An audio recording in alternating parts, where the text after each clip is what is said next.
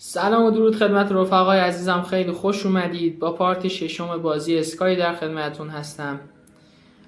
وارد سرزمین دوم شدیم و بالاخره سرزمین اول رو به پایان رسوندیم. اما چون من به صورت خلاصه توضیح دادم سرزمین اول رو، به این سرعت به پایان رسید.